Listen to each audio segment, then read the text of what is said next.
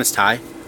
And I got a bunch of things going on, and I figured I'd just do a little video here, because it seems all I can do now is just do these little live streams. So anyway, let's get started on what's going on. So the first thing, my first little project, is I got this nice little bottle opener, and I've got a beer fridge down here, nice one, and I figured I need one of these. I think I'm gonna put this on the workbench, like just mount it on the side, you know, down here somewhere. I think that'll work out quite nice. I've got my left my cordless drill upstairs, so I'll need to get that, but you know, I can still open things. Am I doing that right? I think so. There we go. Oh, that needs to be mounted. So I'm going to mount that later. So we got a nice little switchback Citra Pils. It's a Pilsner with Citra hops, and I actually love this beer. It's really good, nice and easy drinking. This is probably a few months old. Let's see. More than a few. Bottled 7/24/17. So it's kind of lost a little bit of that Citra. It's still good. Alright. So, things that came today. Alright, here's the first thing. This came all the way from Wales, and Dean sent it to me. This is actually from IKEA, but they don't sell it in the United States. And if you try to buy these on Amazon, they're like $80 each, not for the 2-pack. PC's doing great, Conicles. So there's actually more I'll do about the PC too. So this is part of the PC setup, actually. So these are brackets, and these called the Capita brackets. And as you see, they're diagonal. Oh, that's great. I don't need to have to... I was worried that the bolts actually came straight out of the bottom of these, but this actually makes it a lot better. I can kind of pose them where I would like to see how it works out. So this is the... Put these back on here. So basically the way this bracket works is you drill a hole in your desk or wherever you want to mount it and put this up through the bottom. It's kind of interesting though that they don't put a nut on the end. I'm totally going to put a nut on this. It's kind of cheesy, matter of fact. I'm kind of... Look at those crappy spot welds. No wonder they don't bring it here. I mean, look at those. I think they could have done a better job, but fortunately you won't see this. And I wonder if that's metric. But anyway, it'll be fine. I'll make it look good. So, my speakers that I got those really awesome... Let's see here. Let's turn the chat on here. Okay, so the speakers that I got, the Razer Nomos, there really isn't quite enough room on the desk for them. So what I ended up doing is I got this cool, it's all dusty. Here it is with the protective on it. I wanted to see what it looked like, so I took off. Got this cool fluorescent plexi. This will wipe off, it's fine. And I'm going to mount it on here like this, and then this is going to go on the desk, and the speaker is going to sit on top of it. So I'm wondering, did I gauge... I bought some screws here, so I was pretty much guessing that this was going to come with... oh, it did come with nuts. It's kind of funny. Let's see what the instructions say. Hope it's not in Welsh. Alright, what do they get? Oh, it's in a lot of languages.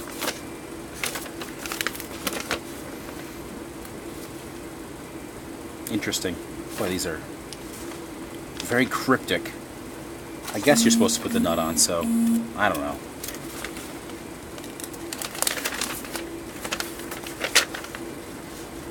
Does this look like anything like the bottom piece? No, it doesn't. Oh my god, it's funny. I'll get this together. I don't need the instructions, but I think it's funny that it doesn't... It's not the same as the illustration. Okay. So those are useless. So obviously you can see this is wood screws here and some nuts.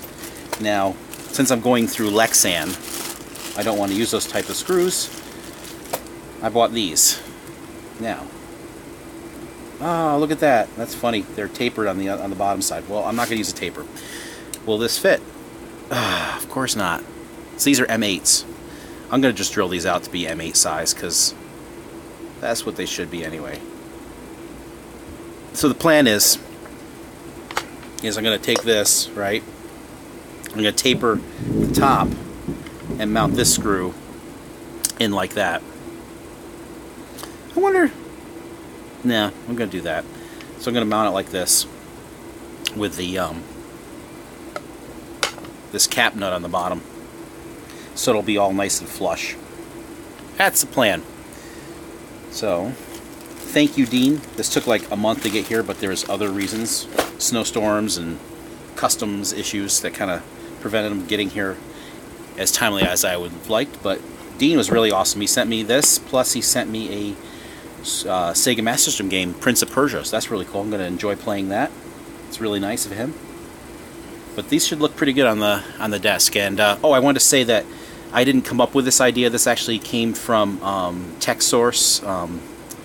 Edgar on there. He does the Setup Wars, and this is one of the speaker shelf brackets that he likes and recommends. And I saw it and I was like, yeah, these are pretty sweet, and I wanted to get a pair. So thanks, Dean. Appreciate that. So I'm gonna be mounting these soon. And there's the shelf. See this one here. I'm gonna put some tape before I drill those holes. I have to get it nicely centered. Let's see. I think it should be fine like that. Okay, next up, just to show you. Uh-oh, right? So this works, but the problem is that it is not connecting to the Wii U unless I put it like within 6 inches. Now I had this have problems before, and it was under warranty, so I sent it back and they did a warranty repair on it. It was the near field radio was not working. Basically, it would crash any games that used amiibos. It's like Smash Brothers would just crash immediately, crash the whole Wii. So basically, I think what they said is that the actual near field radio module would come loose, and I think they just popped it back in. You know, my kids drop it and stuff, and I have one of these, you know, rubber things I put it in. But yeah, you know, kids destroy things. So this time it's the Wi-Fi unit, and I reseated it, put it back in. It's still not working. I checked the antenna wires and stuff. Apparently these Wi-Fi units, that they're it's right up here in the system actually. If you open it up, they go bad. Apparently they go bad quite a bit from what I've been seeing on YouTube. So I ordered 2 used Wi-Fi units, one from New York and another one from Hong Kong, and I'll have some backups. If you have a Wii U, I would highly suggest that you get some backup ones that are on eBay, just to have them. I'd have at least 2 modules just in case, if you want to be able to play Wii U games, because you know you can't play a lot of games you have to have the tablet to play them. So you know, so basically I would say get some backups, because they were like $5 for these modules. They've gone up to like $20–30 depending on the seller. And the ones that were $5, you can't buy them from them because like they have like some kind of hold on their account, so they're probably pretty shady. So make sure you get some. I would suggest, if you want to keep playing Wii U games, buy some Wi-Fi modules now before the price goes up. So I bought 2. I might buy a couple more just in case, just because I have a bunch of Wii U games, and I'm not buying a Switch anytime soon, and I would hate to think that I can't play the games because of that. So so there's that. Okay, I got this, and this is I'm pretty excited about.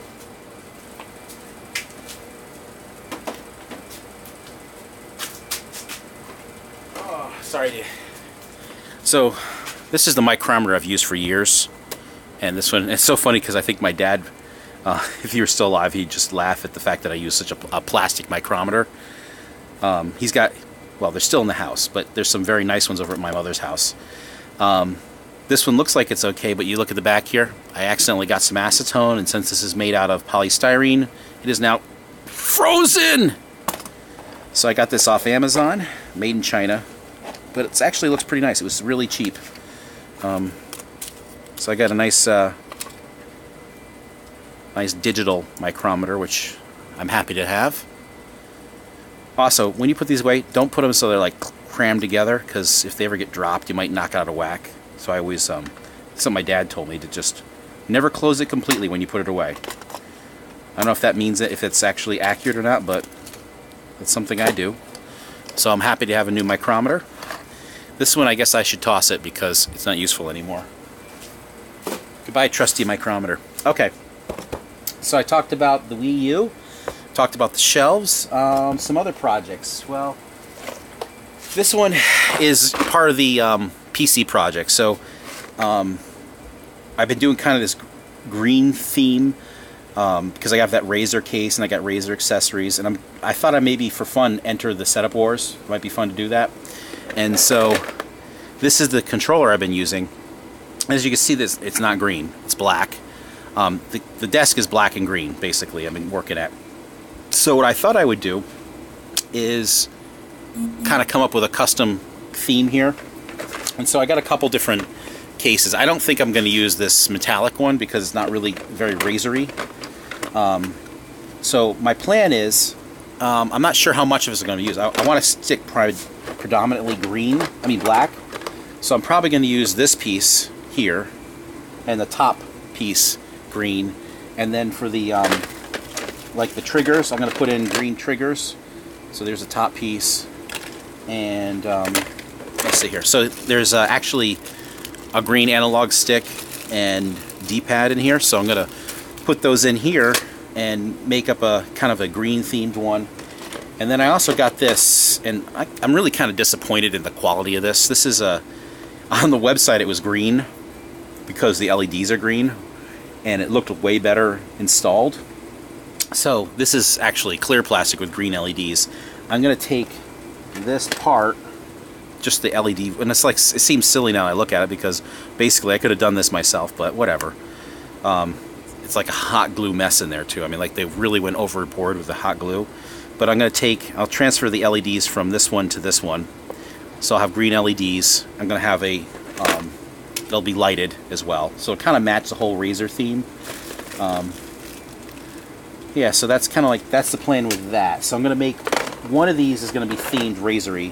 Now I have another, maybe for the other Xbox controller, I have with the newer system, because I have a Slim. I bought a bunch of Xboxes through the years. And it's kind of, the controller looks kind of rough. I don't like the way it looks, so maybe I'll put that controller in this one. But the other project I have here is this, and I've been thinking about, this was a off of a Dreamcast Mad Catz light gun, and actually I think the Mad Catz light gun is actually a Sega designed light gun for the Dreamcast. I could be wrong. There are two different light guns for the Dreamcast that were released in the United States. One of them was basically a Sega designed one, but then sold in the United States by another vendor. And I can't remember the other company that was making the light guns, but so there's two different designs. I think this is the Sega one, and what's kind of cool is that this one, this is all I have out right now of it. But I bought a couple of these light guns years ago, and I was going to use this in the N64 portable I was making. And this is just a test. Basically, I did a really crappy soldering job. By the way, this is like the year 2000, so don't hold it against me at this terrible wiring job. I'm a lot better at soldering now. But this is a lot like the stick you would see in a Neo Geo Pocket Color or a GP32. It has micro switches on the sides here, and then when you move the thing, it presses the switches. And these are really awesome in fighting games, although the D-pad is somewhat suspect. I don't know how well this will work the way it's designed, but the plan is I want to take this and probably make my own D-pad for the top, or take an Xbox one and just kind of make a shaft for it that mounts in here, and use this module. I'm going to take it off of this and mount it inside another Xbox 360 pad, so it would be basically like this inside. And I want to see how well that works out inside a 360. Matter of fact, it would kind of be look. Let's see here. I wonder if I can actually fit it through. Well, there's definitely going to have to be some case modding going on here, but that's the plan. So this is cool. I like these kind of Do I play Minecraft? I've never played Minecraft. Micrometer, you're saying a caliper? Okay, micrometer, caliper. Okay, Dan. I know, the micrometer is the one you spin, but they do the same thing. Oh, so staying on this subject here, so this obviously is a plan for something here. Here is another, so here, this is a Neo Geo CD controller, and if you look at this, this is like the coolest D-pads ever. This ranks right up there with the Sega Saturn ones, and the Genesis 3rd design. Matter of fact, hold on.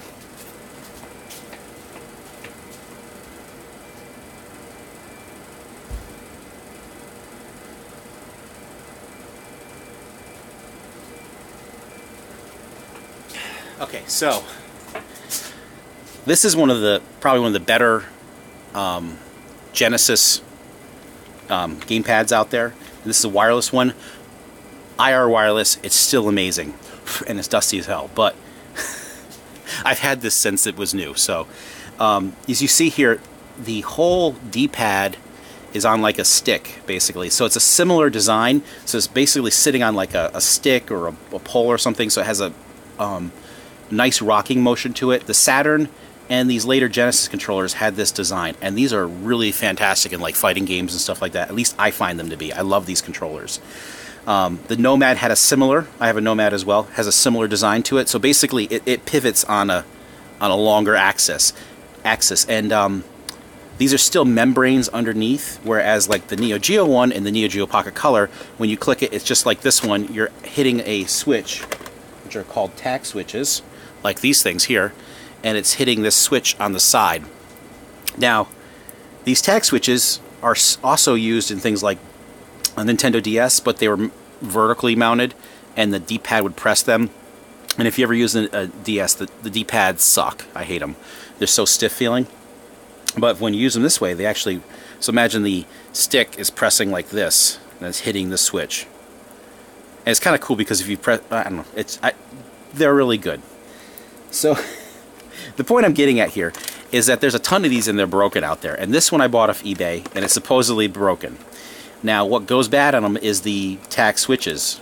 Over time, they get wrecked. Probably from people really wailing on them. So I asked my friend Matt, what's the possibility that this is something that would be fixable? And he goes, he'd said to me that he didn't think it was something that could be fixed because no one found the replacement parts for these. And I'm like, well, they look like standard tack switches, vertical mount tack switches, and he seemed to have a lot of doubts whether I could do it. And another friend, Matt, who's on the same conversation, told me I should buy one off of eBay, and he even paid half the cost. So the plan is to pull this apart and see if I can replace the switches. So I'm not going to do this right now. I'm not going to replace the switches, but I'm going to pull it apart. I'm going to take a look, because I want to see if these switches are actually really special switches, or these are things you can just buy. I think that if I measure, I can go on DigiKey or eBay or one of those online sellers and actually buy the switches that belong in this thing. Okay, so here we go. Oh, so this, how do we, I think you just pull it out. It doesn't, I watched someone else take these apart. I don't like that.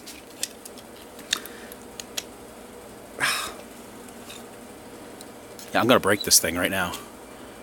I wish the chat would just stay up all the time. Oh, come on. Yeah, that is on there. See, I'm going to just break it trying to pulling it off. Let's see here. There's a... Alright, look. I see what's going on here. So there's a little notch.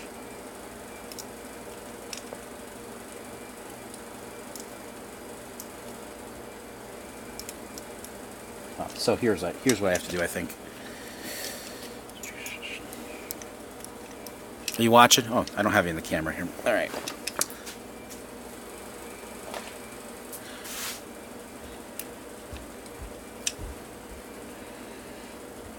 It's going to be kind of a pain.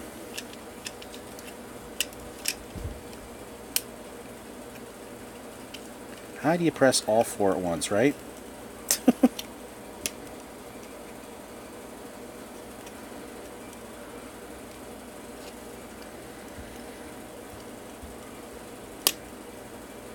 I think that's what I'm going to do. I don't know. I mean, I was watching the other people do it, and they just pulled it off. Oh, I'm going to fucking break it. Pardon my language. I mean, does this pin just pull out?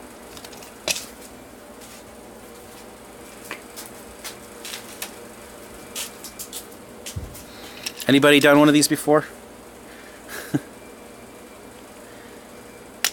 No, I don't think so. I think that just keeps it straight.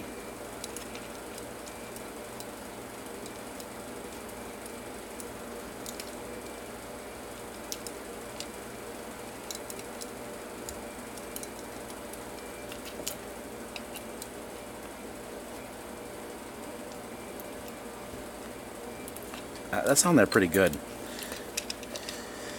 Alright, let's see.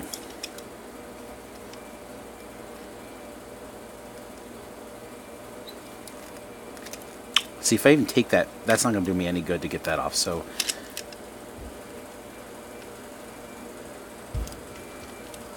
I mean, I think it's just got to pull off. But man, it doesn't want to come off. That's a lot of pressure I was just putting on. I'm scratching the top up a little bit there. Alright, so... Damn. Why would that just come off?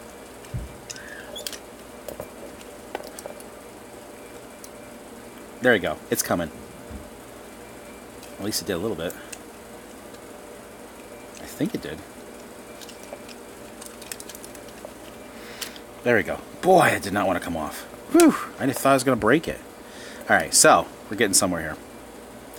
We'll leave that on there. Okay, so here's the switches. Oh, they do look a little different, don't they? Okay, so here is the bracket. Take the top off this thing.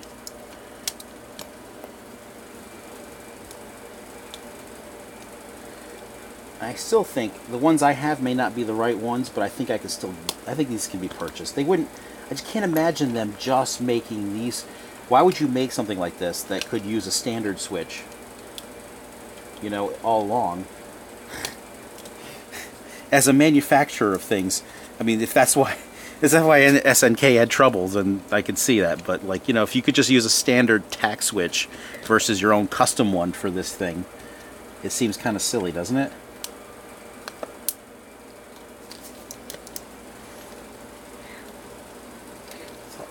This does not unplug.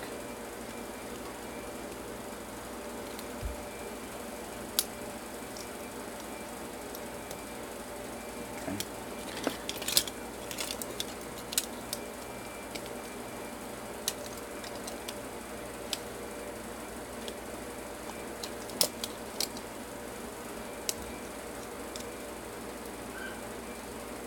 We're getting there. There we go. Okay, so here's the switches. Oop, guess we'll pull this out now. Alright. Alright, so, yeah, they do look a little bit different here. Let's see, what do I have? So these are at least, is this the sample pack? Yeah, this is 50 Panasonic tack switches. And these are definitely longer. Let's see. Get out the micrometer. Actually, let's do this first. Let's pop these out.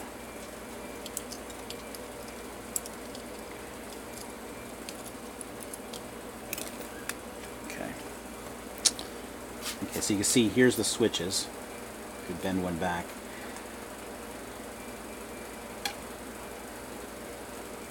You can actually hear that one clicks. This one sounds a little weak. That was a nice click. So like right and up feel like they work. I could do this one. I want to test it.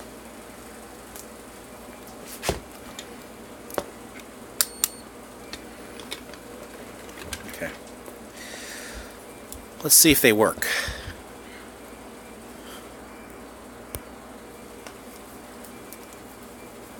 You gotta take out an Xbox, so switch A and B to be Nintendo style. Cool.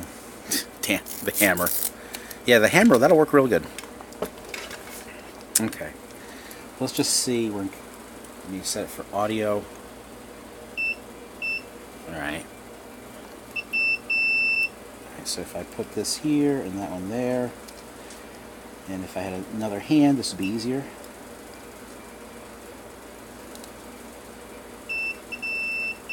Okay, that one works.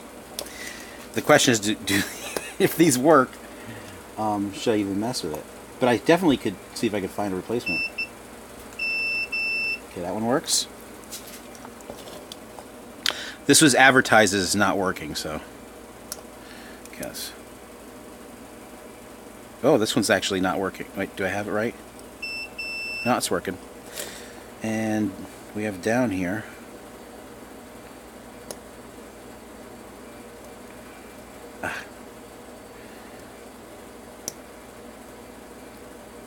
Okay, down's not working. So we got a bad down. Looks like.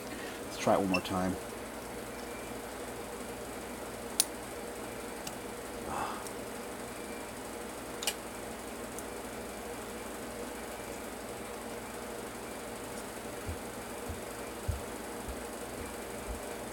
Yeah, so we got a bad down switch here. So this one needs to be replaced. So, since it's bad, let's take it off and take a look at it.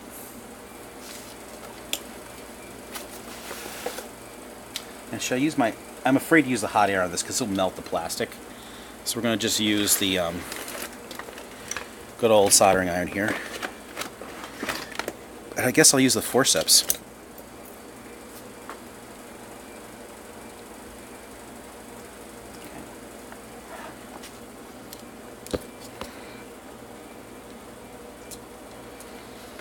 I think it's only soldered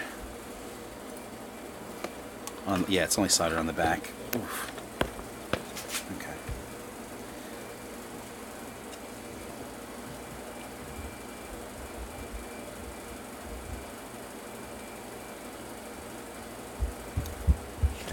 So here it goes. Oh, and I lifted the trace. That's just fantastic. That, wow, that sucks. I'm sure I could fix it, but that sucked a lot. That's because I wiggled it. Alright, well, it's all for science. Alright, so here's the switch. Let's test it one more time. Now we have it out.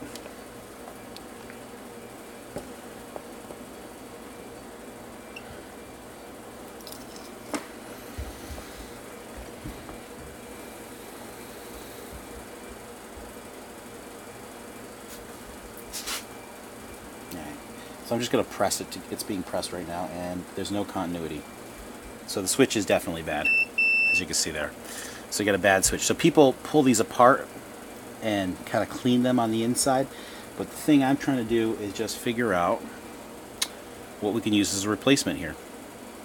So, just out of curiosity, like, I don't see any reason why we couldn't use this one. And matter of fact, I think that would be better than a trace. So this is not a double printed board, so we could literally put this in like so and drill a hole right through the board and mount it much more securely than the original switches, and it would work just fine. As you can see here, this is actuating the switch. It works just fine there. So this is one that I just had for something else. And what I'm wondering, it's these Panasonic ones here.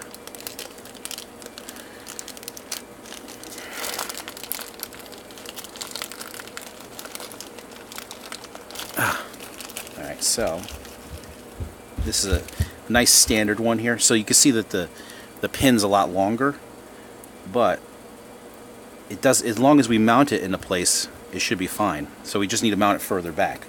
So basically the contact point needs to be the same here. So this one would have to be mounted further back. The question is, since I lifted the trace, this might just work out great.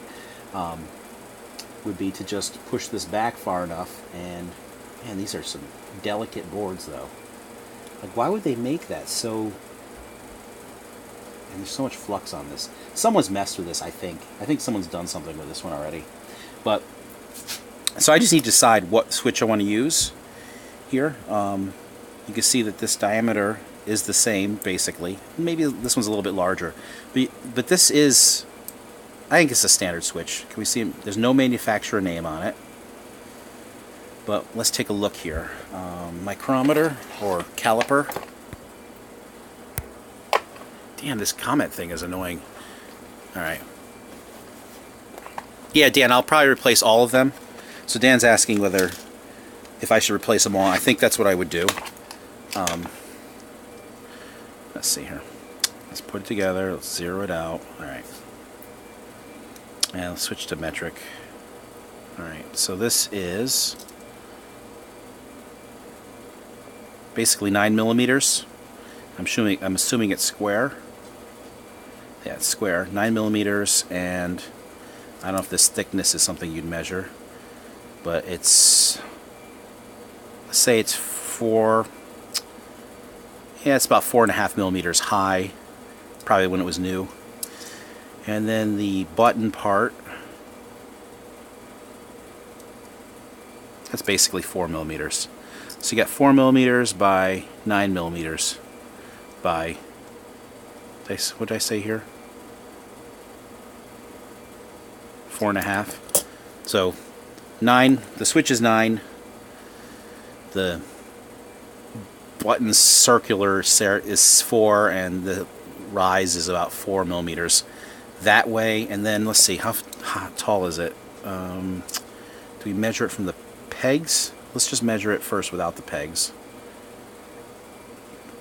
8.3, and then let's measure it with the peg. Yes, that's basically 4. Let's say, wait, I must have it on the edge there. Let's just say it's 4 millimeters. I'm catching that ridge. Yeah, let's just say it's 4. So 4, 4.5. So it's a 0.5 millimeter rise there, and 9 millimeters square. And the leads just come off one end there. So like here, that's a little bit smaller. Should be fine though. And oops. And that one is closer in size. Yeah, but I can see these are definitely cheaper in the way they're made. So, alright, so I need something to put this in so I don't lose it.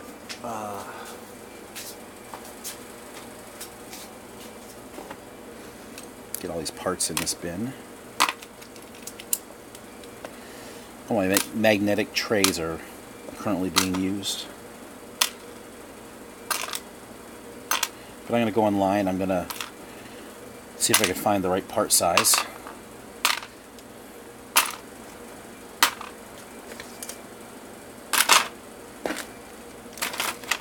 And put the whole thing in there? Yes, we can. Alright.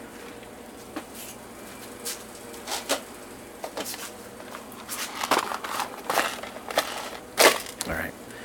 Okay, so everything's in there. That's semi-safe.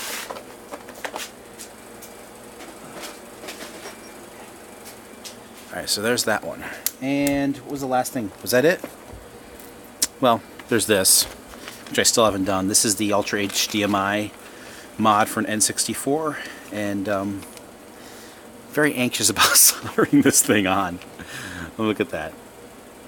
That's pretty gnarly to solder, so you understand why I'm a little anxious to do it. So that's another project, and I think that's it. Oh, here's some more of these tack switches. So they're all over the place. This is actually out of a VCR here, an LG VCR. So you can see tack switches are everywhere. Just the question is, what's the right one to use? You know. So there's another one there. I just need to get the right size. So I think that now that I've measured it, I can order the right ones. I also have like a sample pack coming from China that I bought off eBay, so that might have the right size as well. I don't think so though, so I'll be checking that out, but I think I'm gonna have to order. Oh, there's another piece here. I'm gonna have to order some more online, but they're cheap. Okay.